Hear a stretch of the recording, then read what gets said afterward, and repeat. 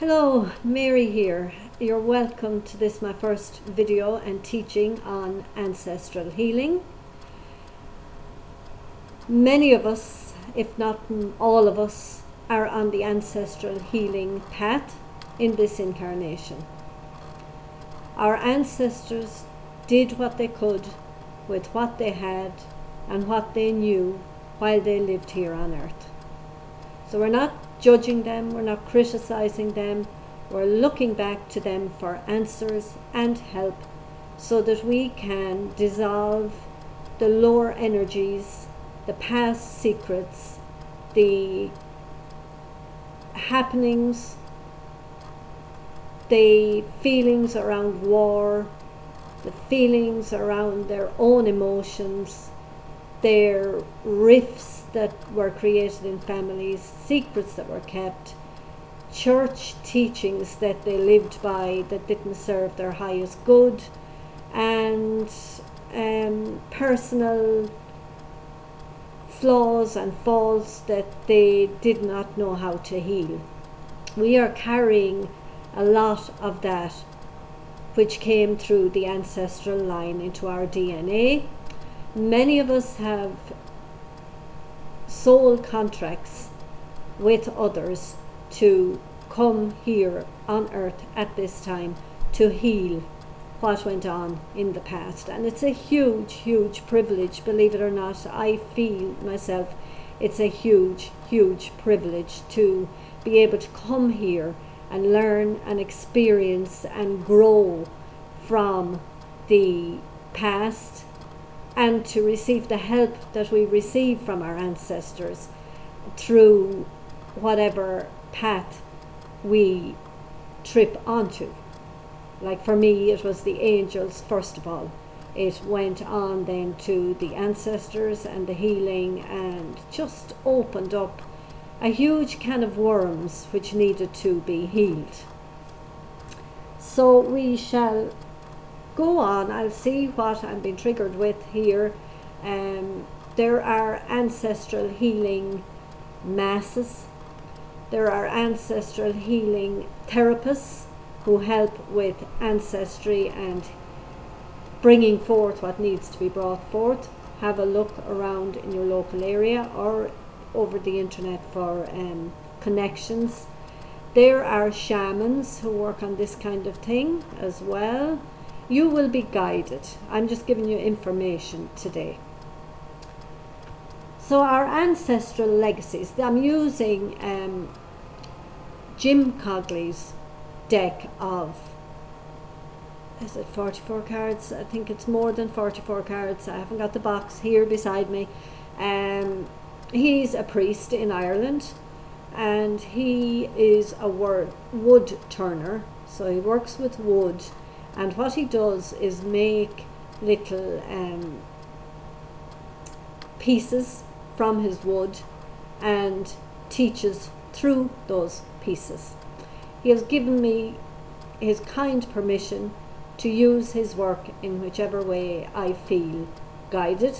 So I will be writing, I'll be using it in my next book if I ever get it done. I know there's a right time for it, but some of his work will appear in that. It'll be called Onwards and Upwards, and I'm doing this to teach. I'm sure there was more I needed to say there, but they'll guide me as I go. So this is the piece here, and obviously that's its shadow. So what he's saying here is ancestral legacies. He's calling it the cobra vase, the cobra, the snake. And as we know, snakes shed their skin, so that's the process. We're shedding our skins over and over again.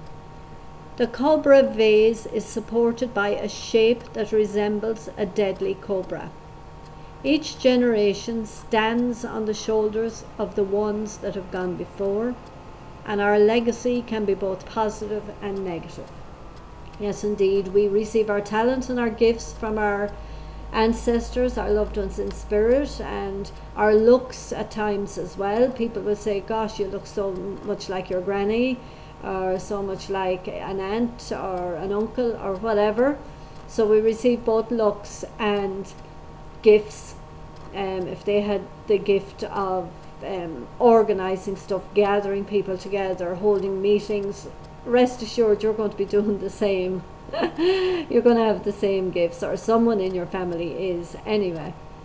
Also, it's a fact of life that we do bring their negatives with us as well, and that is what we're here to heal. This is a different incarnation. We've got more knowledge, we've got more help, and the mission for most of us is to clear this ancestral stuff and stop it going down through the family line. In my own case, there was huge anger, contempt, hatred, very, very serious stuff that came from a happening in 1921, and it came right down through the family line. And when, I carried it myself, huge stuff triggered all those feelings. And to me, some of my children came into this life to help trigger me to reenact some of the situations on a not as deep a note, but just to show me what went on back in the ancestral line, and to show me where the anger and the contempt came from. So we actually reenacted the past in a different, I won't say in a different way, but different situation. We reenacted the feelings of the past, which I look back on now and I say, thank you very much for this, because the healing that has been done has been amazing. And we now know that it cleared all the past on my downline anyway. I can see my father and mother are still alive. I can see my father healing. I can see myself healing, and my children are absolutely blooming. Thank God. Now, I would also say the partner that you came in with to have these children was more than likely healing his or her past ancestral stuff as well, and nobody could trigger it in them, only you, and vice versa. So just look on past relationships, present relationships, as miracles, really. It's all part of this healing. There's a bigger picture. So we're here to heal the ancestors. First of all, we're here to bring more love, heal and dissipate all those lower energies from them, plus our own that we brought in ourselves, that we cultivated ourselves in our own lives, and to bring greater love to the planet. And this healing energy heals generations, 7 generations back and 7 generations forward. So that's a lot of people. So we're doing great work. So it's just showing us how important we are and how important this incarnation is. We're not here for nothing. It's a hugely important incarnation for personal families, for bigger communities, and for the planet as a whole. So his take on it is, now I think I will read it this way because I can see it better, there's no shine on the card. Ancestral legacies. Much of what we inherit is of a positive nature, like talents, gifts, aspects of appearance, and personality traits. However, we may also find that we are not just being upheld, but are also being overshadowed and even poisoned by some aspect of our family history.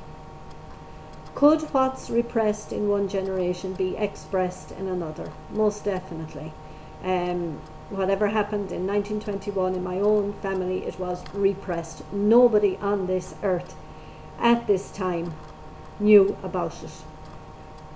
The generation before my father, my grandfather's time, they knew about it. Some of them, not all of them. But through my ancestral healing and through meeting people along the way, through dreams, through following my signs, my coincidences, my synchronicities, being clued into it all the time, knowing that there's a bigger picture to my life. I'm always on, as we say. I'm always working. Even when I'm having fun, there's stuff coming, and you're hearing stuff. You're in conversations, you're hearing different triggers that bring you such a place and such a place and such a place. So always on the ancestral trail. Could what's repressed in one generation be expressed in another? Most definitely. Could hereditary conditions have ancestral roots? Hereditary conditions, my own, I've celiac disease. Don't know, I can only trace it back as far as my mother at the moment. It's not hugely important that I trace it, because to me it's a blessing as well. It helps watch what I eat and zone in on diet and eating a better diet. Now I know a lot of celiacs would go on the sugar when they're diagnosed. They go looking for the sweet stuff and the biscuits and all that, but it's a passing thing. They do learn as they go along that the sugar isn't the thing either. So I don't know, hereditary conditions, maybe like Parkinson's disease. Look up Louise Hay's, what do you call her take on Parkinson's. It's something like control, wanting to be in control all the time, controlling others, controlling yourself, control. Anyway, that goes back. So if that's running in the hereditary line, just watch it. You may not have it yourself yet. Somebody in your family may not have it. Just look back, how many had it in the past? What are the conditions that caused it? The anger, the control, the lower energies. So work on those lower energies in yourself, and you will be cutting the Parkinson's dead going through further down the line. Simple stuff, but definitely I know it to be correct and right. Let me see what else. Heart disease, well, I mean, that's big. It runs through all families, we'd say. But the heart, healing of the heart, love, because going back the way to really what we're learning in this incarnation is deeper love, and love for the self, which our ancestors did not know, feel or learn, most of them anyway. The deep love and the love for themselves. They were always looking after other people, the women, even the men. They were out working hard, and then a lot of them, would, all the harsh stuff, a lot of harsh stuff happened. Looking back in the Irish stories I've heard, a lot of the men would drown themselves in going to the pub and meeting their friends and spending a lot of their wages in the pub, keeping down, drinking down the lower energies, the feelings that men weren't supposed to express. So have a look at that as well. And I would say look up Louise Hay. I might do a bit more now that she's just coming to mind here now, and I haven't the book near me, so I'm not going to interrupt the video by going looking for it. It could be over on my couch, it could be anywhere, because I refer to it often. You Can Heal Your Life by Louise Hay. She gives you the different diseases, the different conditions, and what emotions contribute to them. And then she gives you a little affirmation. Well, in healing A to Z is my one, and she gives you a little affirmation on the side, then a new thought pattern. Now she probably does it in You Can Heal Your Life. I've had the You Can Heal Your Life lent to me, and it's the most fabulous book. It's full of colour. There's flowers and colour, and each page is a different colour. So I would recommend that one big time. And she goes into more detail than the one I have, the A to Z healing. So that will help with the conditions, looking back on your past will shine a light to the future. So look back on the diseases, the conditions, what manifested in your ancestors' lives, and how you can start healing that before it manifests for you and your children. So that's what we're working on, really. As well as that, you will see, like what happened to me, you will see the past reenacting itself.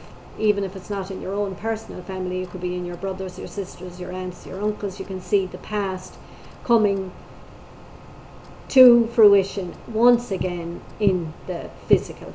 So as you heal, as you look after yourself, consciously go on the ancestral healing trail, you will be helping others to heal as well. Your energy will be emanating out to the whole family. And I think that comes up in a card I have here as well. Anyway, could hereditary conditions have ancestral roots? Could unresolved grief become the legacy of the next generation? Grief. So grief and sore shoulders. Funnily enough, grief shows up in the shoulder. I had it myself, and my herbalist said to me, Mary, that's grief, holding on to grief, and the shoulder is where you hold on to past stuff as well. When I was starting my ancestral healing path, I was in the meditation group, and my shoulders used to be just killing me. I'd pain on the shoulders, and then the left shoulder would be all the time in meditation. I could feel the healing going on, but it would be so sore, and it would come down all my arm. So I was holding on. It manifested in my body as shoulder pain.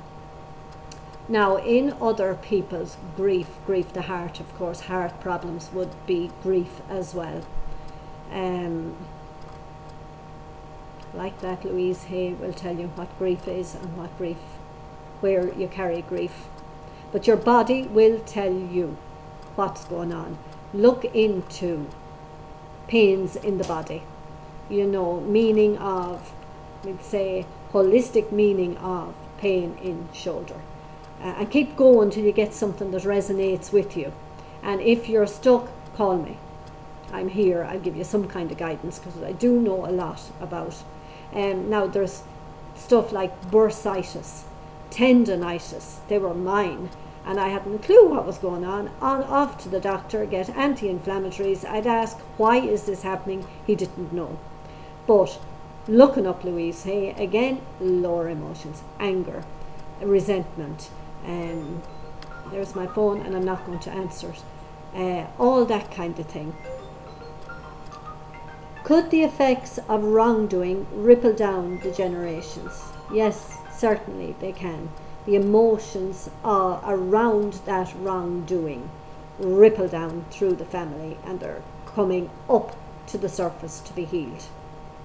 And just know, looking at people in your family and you wonder why they are acting as they are, be compassionate towards them as well, because they're more than likely on the healing family route as well as you are. So just compassion and help, and sending light and healing, and learning more, and asking your ancestors for more information as you go along. Could bitterness, resentment, and a sense of injustice run in families? Yes, it can. Just take that on board, have a look as well. All you've got to do is look at you, what's going on with you, what's going on in your immediate family, and what's going on with the aunts, uncles, cousins, the bigger picture. And learn as much as you can about your history. Ask your parents about, just, it will come to you. If you need to know it, it will most definitely come to you. Follow your curiosity. Let your curiosity lead you and guide you to know more, to learn more. And it's a fun path as well. Treat it as fun, and picking up the little breadcrumbs as you go along the path, and opening up the little, you're on a treasure hunt, the little pieces of paper that are left along your way. So treat it as fun as well. The energies aren't that fun, the emotions, but just follow your guidance, follow your curiosity, and let your passions lead you, and treat it as a mission and a detective story and something to be solved. And you just feel so good as you go the levels and go through each phase as they come up to you. Could family patterns repeat themselves with extraordinary accuracy? Absolutely. I'll be speaking about family patterns later on as well. There could be codependency, there could be unforgiveness, there could be anger, passive aggressive, codependency, I mentioned that, did I? Alcoholism, you know, what one great grandfather did, his son did it, his son did it, his son did it, you know, the same names coming down through the family line too. And just look at the people with the same name. Are they very alike? Are they doing the same as what the ancestor did? It's unreal. It's very, very interesting. So down at the bottom, know the truth, and the truth will set you free. So the truth, and that's another big mission we have here too, to find the truth, to live the truth, and to speak our own truth as we go along this path as well. Reveal the truth of the past. It's a great path, really. It's tough. I had a tough time, but now every time I would find more information, oh yes, and it was oh wow, and it was oh yes, and you know, that kind of thing. Just be excited about it as well. Ancestral scripts. So he has this in the shape of an S. Two unusually shaped pieces of wood interlocked to form the letter S. Ancestral scripts tend to pass from one generation to the next in an unconscious manner. Unconscious is right. Okay. Ancestral scripts form our attitudes and affect much of our outlook on life. Learning to shape our own destiny demands that we recognize the baggage of these limiting beliefs and not just learn to discard them, but replace them with something more positive and life-affirming. Limiting beliefs can become self-fulfilling prophecies.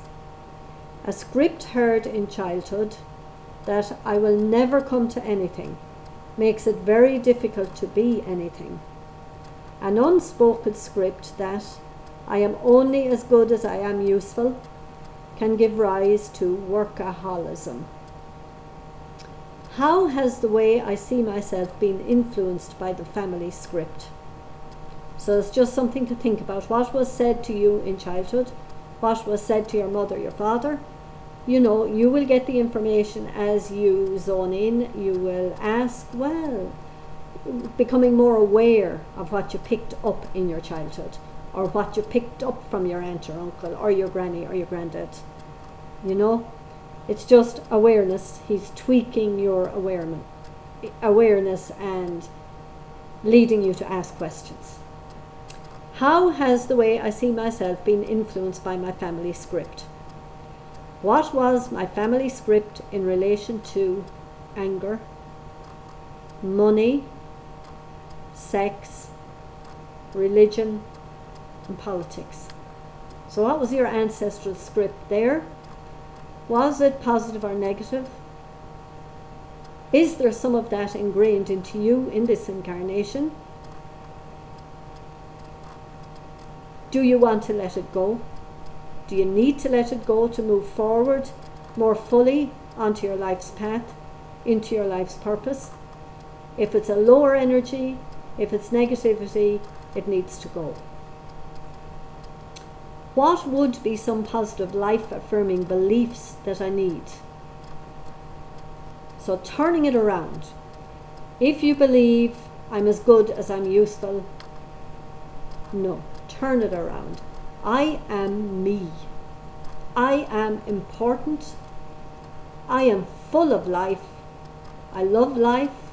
I am here to learn and experience, and I'm excited about it. I will never come to anything. I will make it. I will do this. I can do this. I'm going to have the best life ever. I am blessed. I am here for huge purposes. To be authentic is to be the author of my own script. So you're in charge. It's up to you what you leave as your legacy. It's up to you what you want to create in this present life for you. Positivity, light, love, gentleness, kindness, compassion. Wouldn't that be just a lovely legacy to leave, and for people who are left behind you to describe you as having? Okay, lots of food for thought here. Okay, so this is the family tree, and this is what brought me to where I am today. This is what I started working on. I did 2007. I started looking for information on the family tree. Granny's name, granddad's name. Well, I knew the granny and granddads, but the great granddads and the great grannies and the aunts and the uncles and the cousins, and slotting them all into their places. And from there, then once the angels came, it was step by step by step. If any of you have heard my chat with Dean Thomas on Times Radio on the internet, it's how our angels really do protect us, but we got into this as well, and how one step leads to another. My angels led me to counselling. My counsellor had angel cards. She had this deck. My unfolding of my own issues unfolded into ancestral stuff, which I hadn't a clue of. I was totally gobsmacked when she said to me, "Could this be ancestral, Mary? I think this is ancestral stuff." And I hadn't a clue. But from there, the angels guided me to an angel shop, a new angel shop set up. I had a chat with the girl in the shop about why we're here. And I said, I think I'm here, something to do with the family tree and the ancestors. From there, she said there was an ancestral healing meditation taking place up the road the following week. So from there, I went to that. Didn't know anybody, went into the meditation group, and we did our meditation on healing the family tree. I felt I needed forgiveness. Somebody up there needed forgiveness. But later, the facilitator was a medium, and my granddad arrived with the first puzzle. So trust and believe. They're helping you big time. Your angels plus your ancestors are giving you your thoughts and your ideas. Follow up on them, even if it leads to a dead end. I've had 5 or 6 dead ends in the last month looking for my great grandmother's grave, but I just leave it for a while, and then something will pop into my head again, and off I go again, curiosity leading me again. So that's how it works. Ask them for nighttime dreams as well. I got a few big pieces of the puzzle in the nighttime dreams as well. So the family tree. Each of us stands at the end of a long line of ancestors. We have 2 parents and 4 grandparents. We also have 8 great-grandparents, 16 great-great-grandparents, and so on. So we have an awful lot of stuff, but we're not all carrying the stuff from all of them, we'll say, because I know I had a healing one day too, and she told me that I had so many 1,000 phobias. Well, no, maybe we're carrying, but most of them don't manifest in our physical body and in our present lives, we'll put it that way. But I had a healing session with a lady. She told me I had thousands and thousands of phobias, and I had one of them was mine, and I know what mine was. It was fear of water. But I said, can you tell me one of the others that's not mine? So she said she had her pendulum, and she said my father's mother's father's father had a fear of heights, a simple one, but I was carrying that in my body. Now, I'm not very afraid of heights. I wouldn't go out on a limb and walk with nothing under me, all right, but I'd go up the Eiffel Tower, I'd go up a big tower, no problem, and look out across the countryside.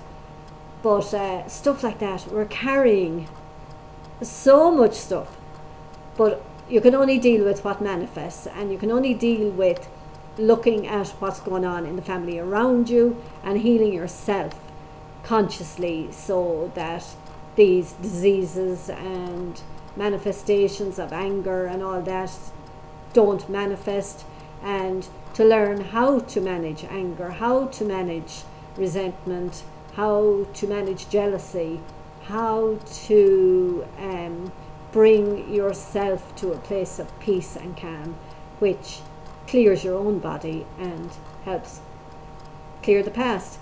I know that night we did that meditation. It was my great-grandfather eventually that I found out he was looking for forgiveness, because he needed forgiveness. And it kind of manifested in my own life then, that I was put in a situation where I suppose I repeated patterns but in a different way, and I needed forgiveness. So I had to get to the end of my forgiveness route. I had forgiven my great-grandfather, I had forgiven everybody, but myself was last, of course. So that had to be forgiven. So it's kind of, we do repeat the family scripts in different situations in our lives. And it's all leading us to what everybody is doing. Everybody is looking for forgiveness. Everybody is looking for love. Everybody is healing. Everybody is opening the heart chakra more fully, growing, evolving, learning more, being excited, passionate, new, bringing in the new and leaving all that old behind. So stretching back into time immemorial, we have literally thousands of forebearers.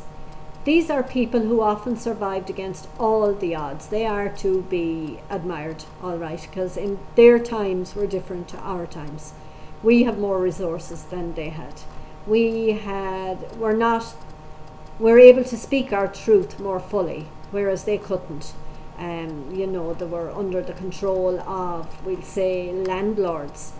They were under control of religions, under control of employers who didn't treat them properly, under control of the master of the house. There were servants in the house, all that kind of stuff. Tenants, leasing land, working land for landlords, famine times, they had hard times, war times, in control of hierarchies and people making harsh decisions. So these are people who have often survived against all the odds. Times of hunger and poverty, war and disease, injustice, oppression and hardship. It is an amazing fact that if any one of those ancestors had not survived, had died as an infant, been killed in war, or even had another partner, then you or I would never have been heard of. Good thoughts there. So admire them, send them love, thank them, be grateful that they lived and walked this earth, no matter what they did, no matter what they were when they were here. We just would not be here. Such is the delicate fabric of life, and what far-reaching consequences there are when we fail to respect it. What ways can I honour my ancestors? So you could do the family tree. You could set up a little altar. You could write about them. You could put flowers on their graves. You could do the family tree and send it round to everybody that's here on earth at the moment, showing them who went before us. For me, the last link there that I was looking for around my birthday was, and I wrote a blog on it, my great-grandmother's grave. I cannot find it. So I wrote a blog in remembrance of her, because I wanted to find her grave and take a picture and put flowers on it to remember her and say hello, because she was the first wife of my great-grandfather.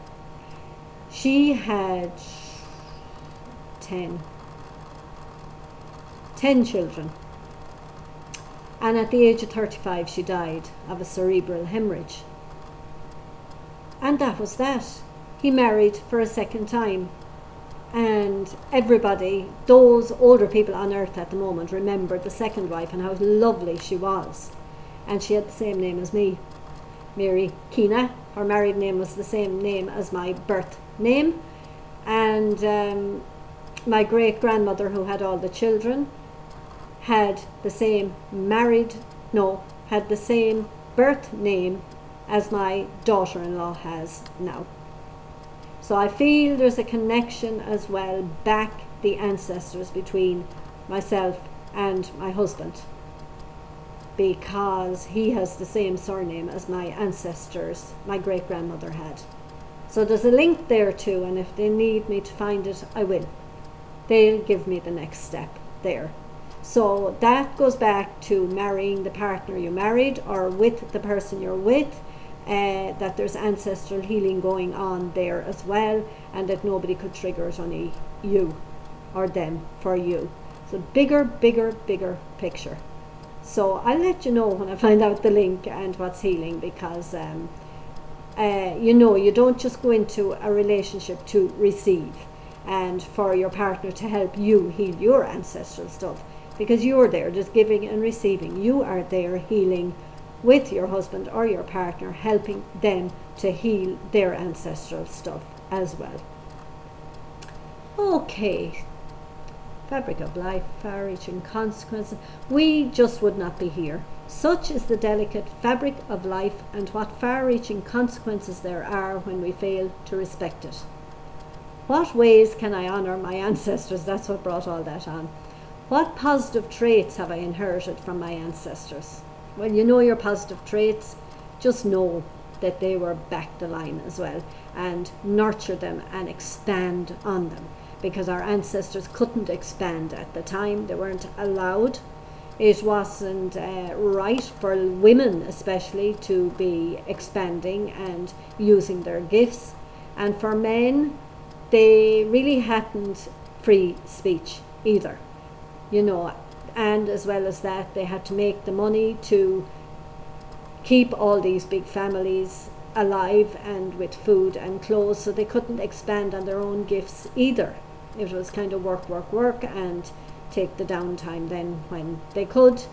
And well, I suppose many of them did work outside in gardens and farms and all that, and they used their talents that way, but they had many more talents, as you have many more talents, and are well able to expand on them.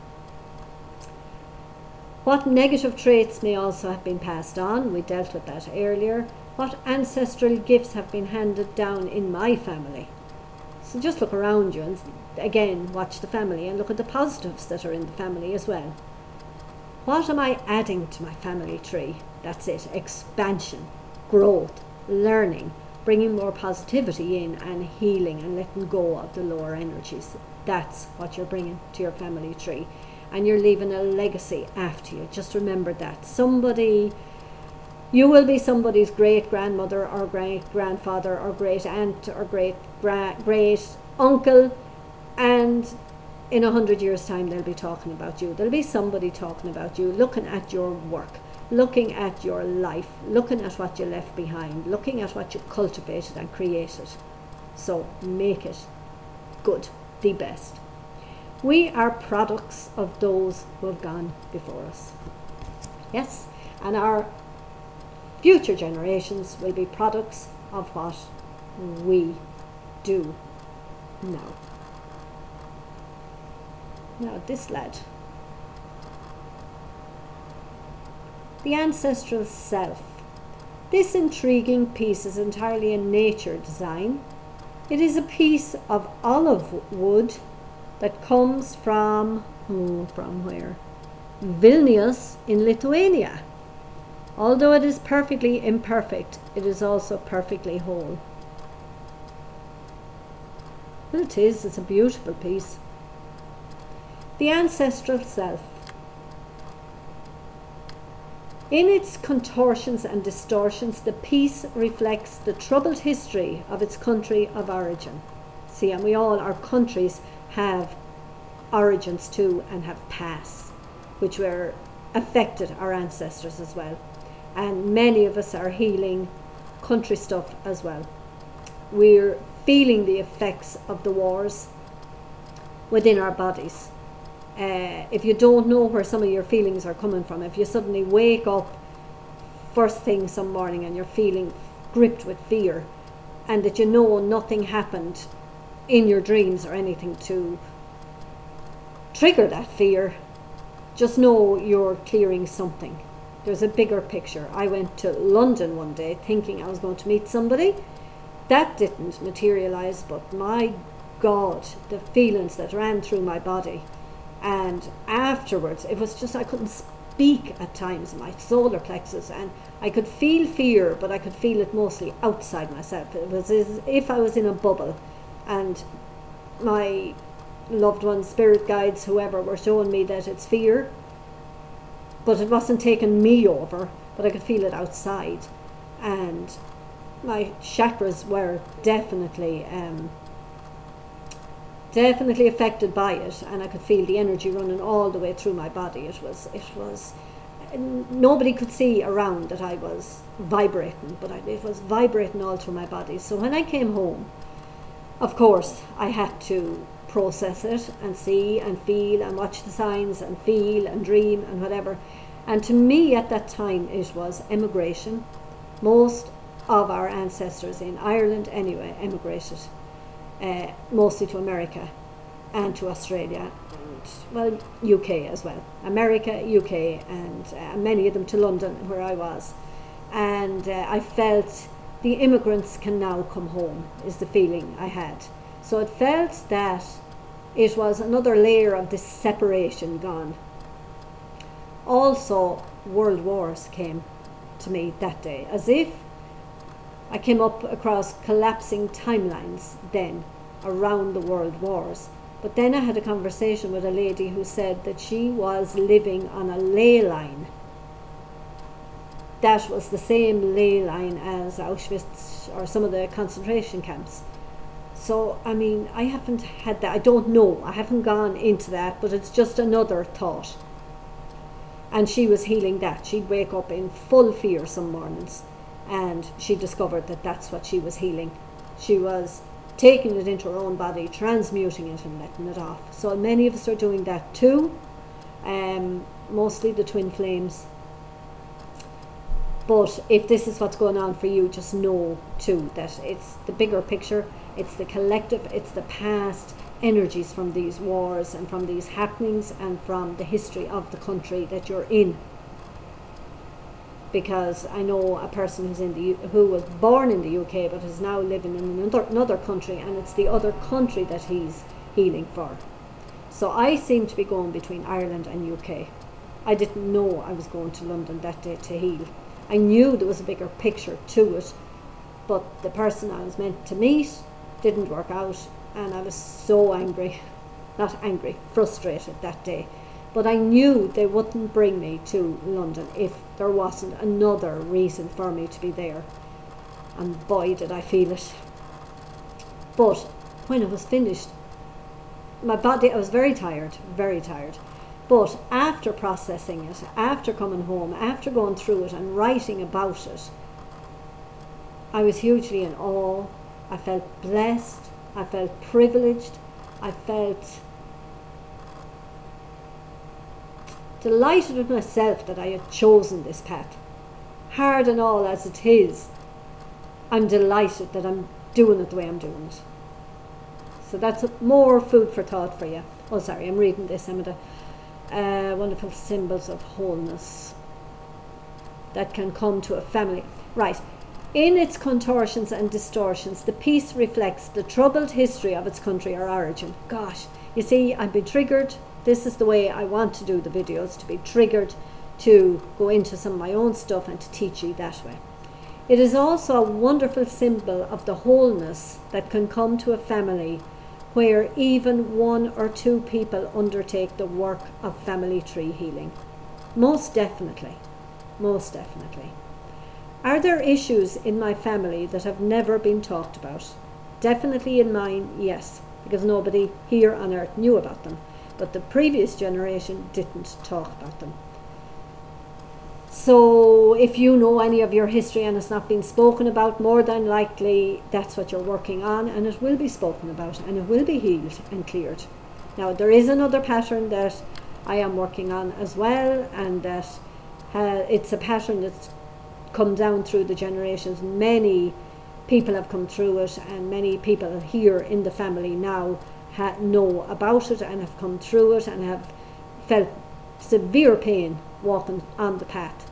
So I'm walking the same path now, and I must tell you, I used to judge others that were walking on that path, so I had to learn it myself, and now there's no judgment or criticism. I'm walking the same path, and I'm going to heal it before I leave here. Are there issues in my family that have never been talked about? Have secrets been held with a vulnerable member carrying the burden? Yeah, some people hold on to secrets because it'll hurt others, you know, and that secret has to come out at some stage. Truth, we had truth earlier. The truth will be revealed. This incarnation is all about truth. So it's a process. It will come to the surface. It'll come in the way it's meant to come to the surface, and it will be healed. Have people died with unfinished business who may not be at peace? Well, that was my great-grandfather. Yes, most definitely that will be shown to you too on this ancestral healing path, and it's powerful. Are there scapegoats who have been ostracized both in life and death? People who have a bad name, the black sheep of the family. And sometimes too, as I mentioned earlier, the same person, the person in each generation has had the same name. The person, the man or the woman who has been ostracized has had the same name. Now that's not always the way, but I do see it in some families.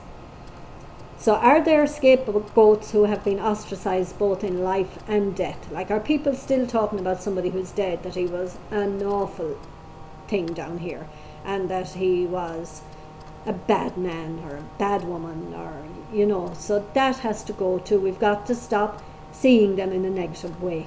So helping the rest of your family see the positives, and helping them see that these people that left unfinished business behind them didn't know how to deal with it, didn't know any better at the time, and they suffered because of it. Many of them had physical illnesses because of it, like strokes, different ailments that kept them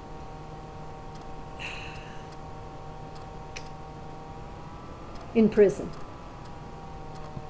Okay. Is the picture incomplete without or because of abortions or miscarriages? Miscarriages are huge too. I will be talking about that, or a section of it, later on in some other video. Miscarriages, those babies were meant to come into this family. They affected the mother who carried them, and affected the dynamics in the family tree. I'll go in further on that in a womb twin video and whatever other cards I pull around it later. Are patterns of behaviour passing down the generations? So just look at the behaviours as well, and you will be clearing whatever behaviour. You mightn't have the behaviour, you may have the behaviour, but you'll be helping others. By walking your path, you'll be seeing more clearly what's to be healed in your family, and you'll be speaking some truths slowly and surely, and you'll be teaching the rest of the family with what you're doing, what your life purpose is, what you're reading, what you're talking about, what you're seeing, what you're listening to. Easy, does it? It'll all unfold as it's meant to unfold, but it's just being aware, bringing all this into your awareness. Are there problems that are older than the individual who is suffering? Yeah. The issues of the past that we refuse to deal with will always reappear as fate. And that's by Carl Jung. He was a psychologist. No, what do you call them? Carl Jung, psychologist? Maybe he was a psychologist. Yes, he was a psychologist. Carl Jung, Jung. You might have heard of him. The issues of the past that we refuse to deal with. Now, we can look at our own past as well. We need to clear our own past. If there's issues between you and another that you need to forgive, let go, talk to, speak your truth, communicate with, heal, send healing energy to, do it. Get it sorted. Unfinished business in this life. You'll be coming back to heal it. You'll be incarnating again because you'll want to get to the bottom of this, but also for the future generations, to save yourself, returning to heal it, and save it from going through the generations, because when you incarnate again, you will be one of the future generation. You know, part of you will be them. Part of your soul will be in the future generation, so you'll be there healing it anyway. So you might as well heal it in this life before you leave the planet this time. And I say that to everybody around me. This is my last time down here. I am not leaving one stone unturned before I leave here. All unfinished business will be finished. A friend of mine was told that she'd be coming back for the greater good to Earth. You know, she may not have big lessons to learn like we had and experiences to have the next time around. But she was so funny. Well, I better be allowed to eat and drink and do what I want. But time will tell on that. We'll see how that unfolds. But that's my promise anyway to myself. I'm going to be a spirit guide like my granddad the next time round. I'm not coming back to do all this again. So love and light to you. We're nearly an hour into the video, and I hope it's been of help to you. And I'll be doing some more using the cards and my own experience, my own intuition, just as I've done here as well. And we'll see where it goes, where it takes us. But I think there's a lot after being learned here. So if you have people whom you know will be interested in this, please pass them on to me, because it's of huge benefit. You know, what I have learned, I may as well teach to others. It's what I'm supposed to be doing, to bring the awareness to other people quicker than it was brought to my awareness, so that we can all start healing more and bringing the love more quickly to the planet. So love and light to you all. My website, as you know, is www.angeliclifeguidance.com. My blogs, my books, photographs.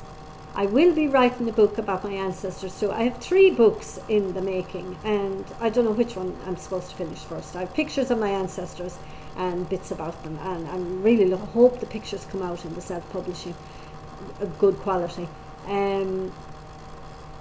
That's the website. And my Angels Love and Light on Facebook. I'm on Instagram, LinkedIn, Twitter,